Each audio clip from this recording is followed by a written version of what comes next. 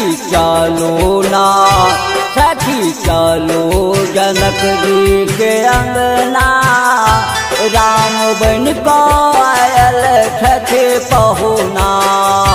सखी चलो जनक जी के अंगना, राम बन को आयल छठे पहुना। सखी चलो ना सखी चलो जनक जी के अंगना, राम बन को आयल छठे पहुना।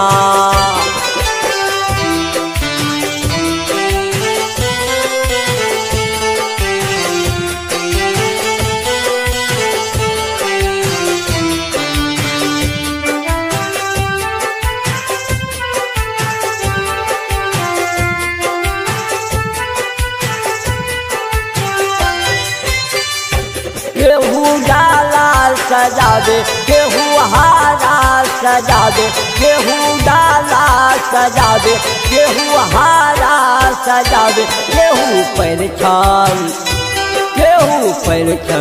करे थे बहना, सखी चलो जनक जी के अंगना। सखी चलो जनक जी के अंगना, राम बन को आयल छठे पहुना।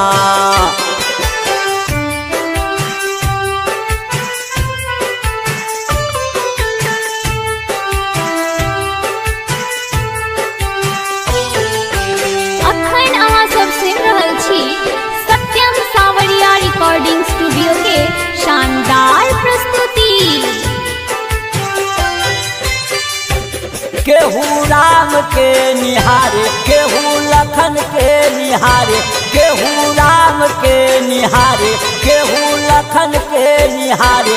सखी के हन छै सखी के हन छै सीता जी बहिना।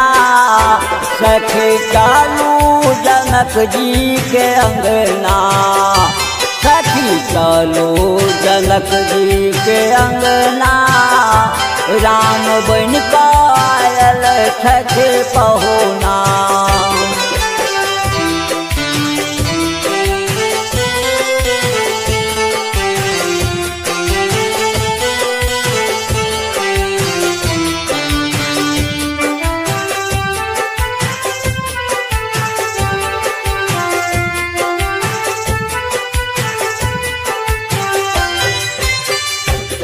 श्यामल रंग राम गोरे रंग लक्ष्मण, श्यामल रंग राम गोरे रंग लक्ष्मण।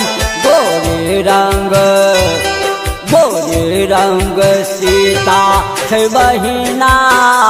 सखी चलू जनक जी के अंगना, सखी चलो जनक जी के अंगना, राम बन को आयल छठे पहुना।